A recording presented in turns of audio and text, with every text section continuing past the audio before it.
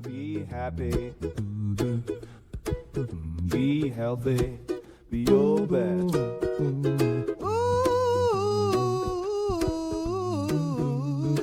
So we're going to talk about an issue today that bothers a lot of people. It can be embarrassing. It can be overwhelming. It can be something that causes them to cut back some on social interactions because they never know what to expect. And that is understanding gas and bloating, causes and effects, and kind of what to do about it, how to help with it. For example, I had a patient the other day who found herself kind of immobilized with social events because, to a limited degree, because she just constantly had a problem with these. And so getting management of those and getting where you're not worried about it can be something that's really valuable. So let's kind of dive into some of the reasons why somebody would have the problem and just kind of go from there. So first of all, it's worldwide. It's something that is just absolutely worldwide. It frequently occurs in all different countries, all different comfort levels, all different effects from different things with health. And there are certain conditions, such as lactose intolerance, that can cause more of an issue. People that have IBS, irritable bowel syndrome, people that are sensitive to gluten, people with problems with soy, people with problems with uh, even sugar and candida overgrowth. Things like this can just cause disruptions in the gut that make it where they do have a problem with gas and bloating. And so between the dietary sensitivities and the other things that occur, sometimes it can be confusing to know what to do or how to help it. So dietary factors definitely are one of the bigger causes. Same thing with eating habits. So a lot of foods can cause a problem, and that would be things that are well known, like beans. A lot of people just joke about that they can't eat beans because it does cause a problem with the gut. Sometimes people have problems with carbonated drinks. Other people have problems when they add fiber to their diet. And then eating habits. Eating habits is interesting because it can be one of the causes just in our fast-paced world. With people these days, they're just running, grabbing food. They have a 10-minute break. They have a quick lunch. They're eating on the run. And one, it makes them make food choices that can be difficult with digestion. But secondly, just something as simple as eating so fast that they're just gulping down air when they are eating can cause it where farther down in the digestive tract, they start to have problems. Another thing that is of concern is with the younger population. We're starting to see a lot of younger people that are having major gut issues.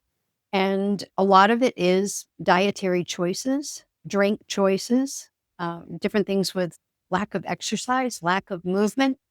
And then it ends up with the scale creeping up and creeping up and creeping up, and that causes its own problems.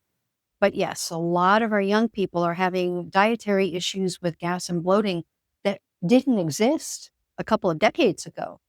And so this is another thing that needs attention and education with our young people so that they can have it be where this isn't a problem that just plagues them throughout their whole lifetime. Another consideration is emotions, depression, anxiety, feelings on a day-to-day basis, things that affect hormone levels. All of these things have a major impact on the gut and can be where they cause an issue with gas and bloating. So stress. Who today does not have a level of stress?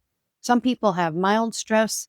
The majority of people are living in fight or flight constantly, and that just negatively affects the whole digestive tract.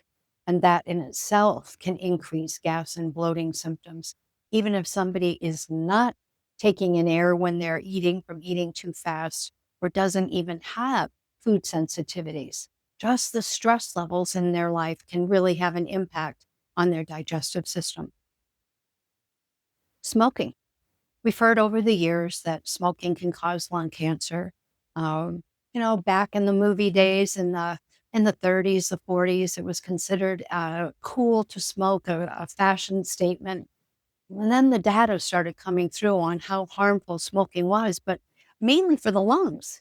But now science realizes that smoking also has a very poor effect on the whole digestive tract and can cause a lot of discomfort and gas as well. So this is another consideration, another reason to have people stop smoking.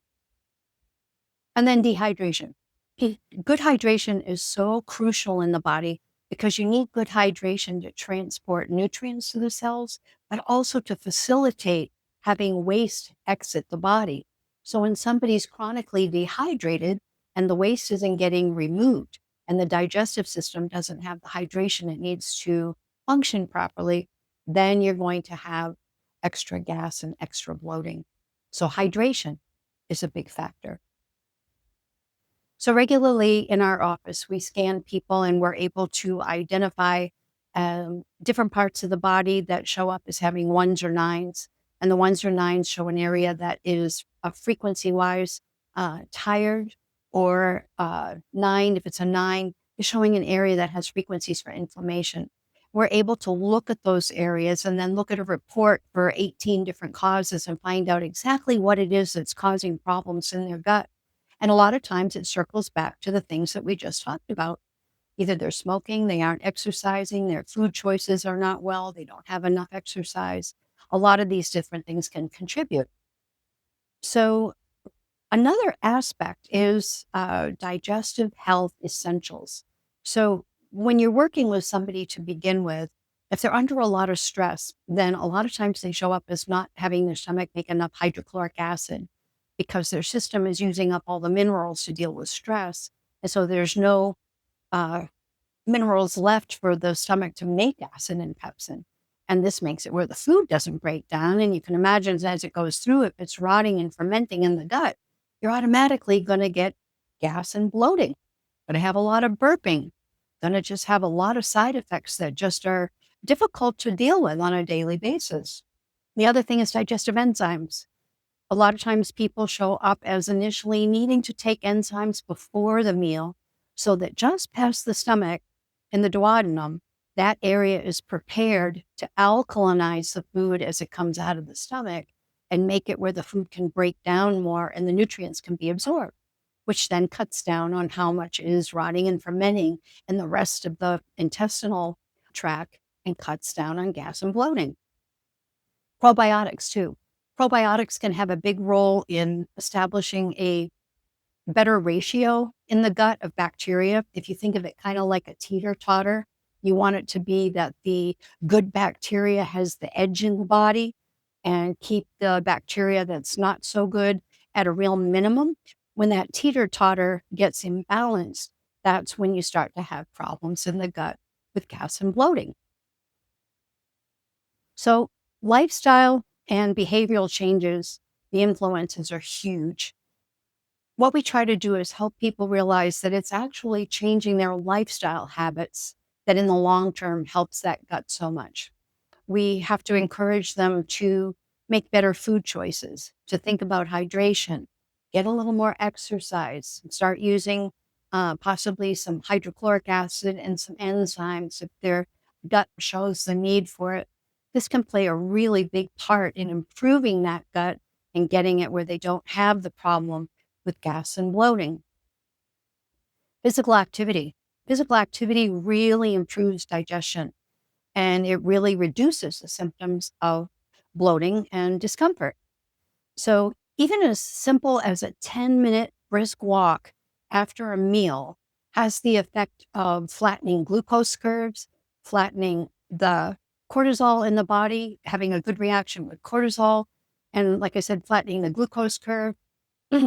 Just really having it be where the fructose curve flattens, the insulin curve is better. And all of this has a massive effect on how the gut responds to what somebody has just eaten. So just even a simple 10-minute walk after eating meals is something that is highly beneficial to the whole digestive tract. So we can see that those are a number of simple things that you can put into place right away. Make sure that you're well hydrated. Start to make sure that you're not just grabbing on the run different junk foods that really don't have any nutrient help to the body and actually can exacerbate the problem of the gut dealing with the things that it's inherited from what you've eaten that really aren't doing so great being there to begin with. So think about your food choices, your hydration, your exercise level. Think about the possibility of using some hydrochloric acid in the middle of a meal that has protein, maybe some enzymes that have amylase, lipase, protease, cellulase about 15 minutes before you eat, having some good probiotics. These things can really have a good effect on the body as far as the effects of gas and bloating.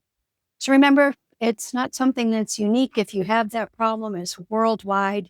And these are just a few helpful tips that can help you work with that and start to see a gradual improvement in the digestive tract. It isn't something that happens overnight. It takes time. Think of it like a construction project. You have to help those areas of the body that have been struggling to rebuild and recoup. But with some small lifestyle changes and some dedicated effort, you actually can have major improvement with something that is a worldwide problem. Be your best. Be happy.